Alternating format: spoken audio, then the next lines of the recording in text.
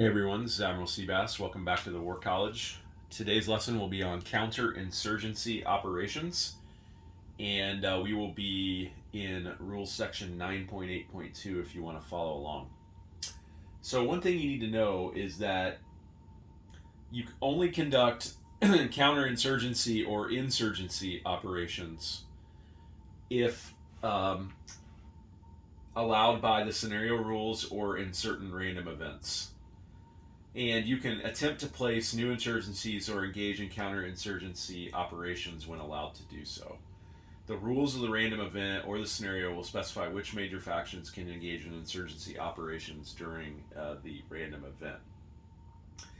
And so when you conduct counterinsurgency operations, you're trying to get rid of insurgents. So you can see here in the opening setup for scenario number 2, this is Nicaragua.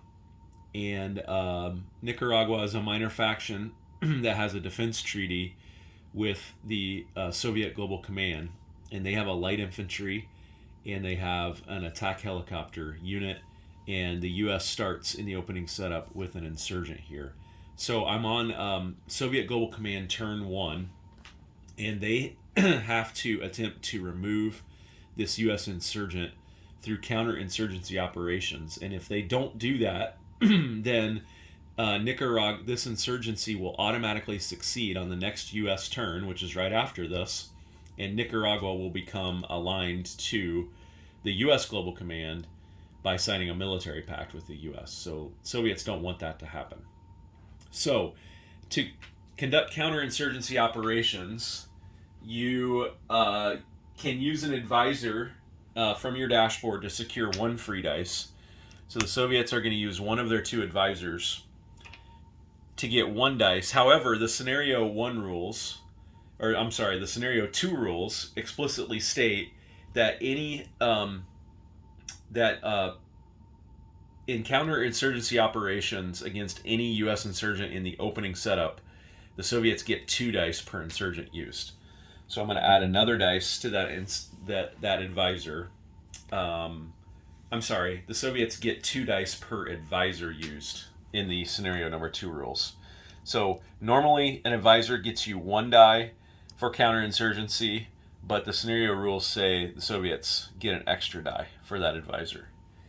And then 2 additional dice can be purchased, and each additional dice costs an amount of IPP equal to the total IPP value of all land zones in the target faction. For this purpose, each land zone with no IPP value is considered to have a value of 1. So Nicaragua has an IPP value of 1, and they only have 1 land zone. So I can buy 2 more dice at 1 IPP each. So I put 2 IPP down, and that gets me 2 more dice. So I get to roll 4 dice in my counterinsurgency attempt, and I have to roll a single 10 or higher in order to remove the insurgent. So let's see if I can do that.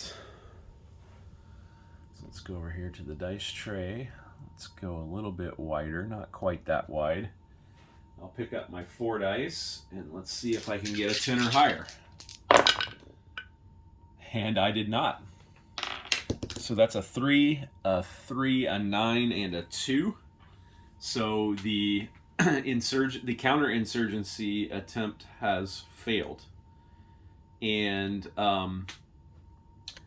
Nicaragua will actually immediately now sign a military pact with the U.S. because this insurgency immediately succeeds. So that's how you do a counterinsurgency attempt. And that will end this lesson on counterinsurgency operations.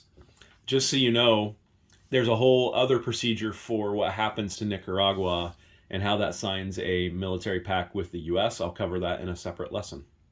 Okay, take care, everyone. Admiral Seabass out.